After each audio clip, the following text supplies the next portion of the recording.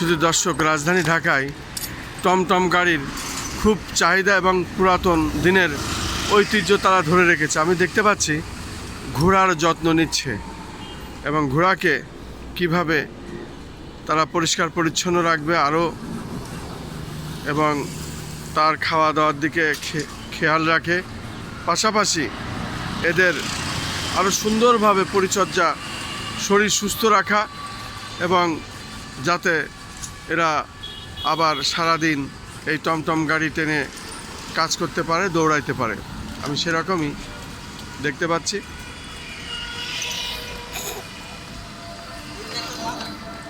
আমি এখন এই রাজধানী ঢাকা এই টমটম গাড়ি যার, তার সাথে আমি কথা বলবো এবং তার সাথে আমি আলোচনা করব। সে কি বলে আমি শুনতে চাই, জানতে চাই। ভাই, আপনার নাম কি? ও, আপনি কতদিন এই টমটম গাড়ি চালান? 20 বছর। তাই? এই টমটম গাড়িতে দুটো ঘোড়াই লাগে না?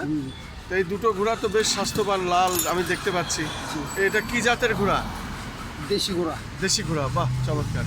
এর খাওয়া দাওয়া কিরকম, কি কি খাইতে হয়, কেমন বলবেন? দৈনিক 800 টাকা লাগে। হ্যাঁ, দৈনিক 800 টাকা খরচ। ও, দৈনিক 800 টাকা এক একটা ঘোড়ার পিছনে খরচ করা? দুইটা 800 টাকা খরচ করা লাগে।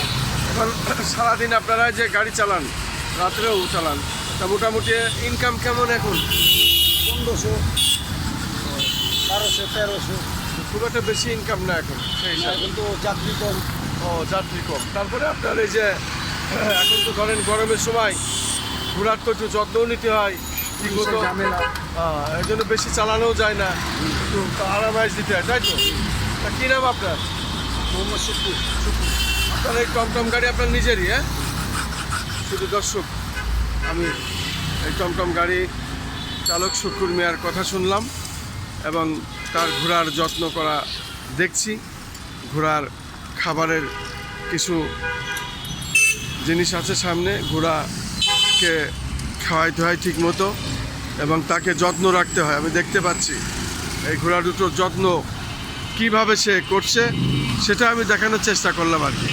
ঘোড়ার যত্ন না করলে সেই ঘোড়া সুস্থ থাকবে না, এবং সুস্থ না থাকলে টমটম গাড়ি যাত্রী সহ চালাইতে পারবে না।